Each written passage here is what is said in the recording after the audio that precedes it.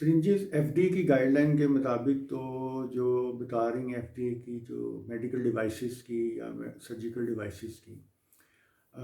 उसमें सिरिंजेस तो at work class C area maintain करना बहुत ज़रूरी है। और उसकी वही पैरामीटर्स हैं जो क्लास सी के होते हैं फार्मास्यूटिकल में, वो सेम पैरामीटर्स हैं। क्योंकि मैंने देखा है कि जब इनकी मैन्युफैक्चरिंग हो रही होती है तो वो क्योंकि इंजेक्शन मोल्डिंग पे होते हैं इसके पार्ट्स की मैन्युफैक्चरिंग, और इंजेक्शन मोल्डिंग का कुछ पार्ट्स जो उसका हेड होता है वो क्लास सी में वो होता है, और उसका जो मटेरियल जहाँ से आप लोड करते हैं जहाँ पे टेम्परेचर होता है उसका स्क्रू होता है, तो वो बाहर वाली साइड पे होता है, वो क्लास डी में आप कह सकते हैं कि होता है, या इवन क्लास सी में होता है। तो वो जो इन बिटवीन जो वॉल है और वो जब वहाँ पे आपने मशीन इंस्टॉल करनी है तो उसकी मैन्युफैक्चरिंग पार्ट है जो मशीन का, वो क्लास सी भी होना चाहिए, और वो एट वर्क क्लास सी उसके पैरामीटर्स होने चाहिए। और उस पे फिर आप जब इसकी मैन्युफैक्चरिंग हो रही है मुख्तलिफ पार्ट्स की, बैरल की, पिस्टन की, प्लंजर वगैरह की, ये सब, तो फिर उसकी जो स्टोरेज है, उसकी जो कलेक्शन है, वो भी इस तरह होनी चाहिए कि एक बैग नीट एंड क्लीन पूरी बैग हो, और जिसके अंदर उसके पार्ट्स जब मोल्ड खुलता है,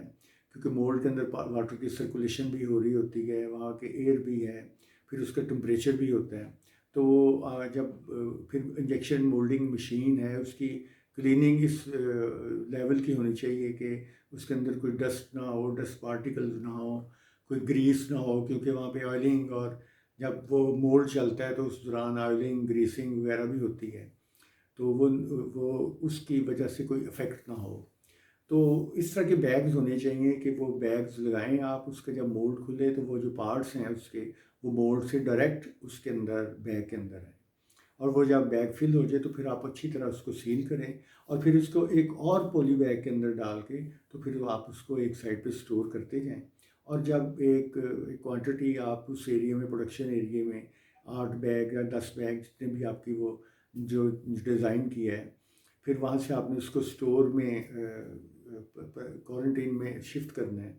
जो इन प्रोसेस स्टोर है या डे स्टोर आप कह लें, तो उसकी कंडीशन भी वही होनी चाहिए कि या जो आपने class C at work maintain किया हुआ है।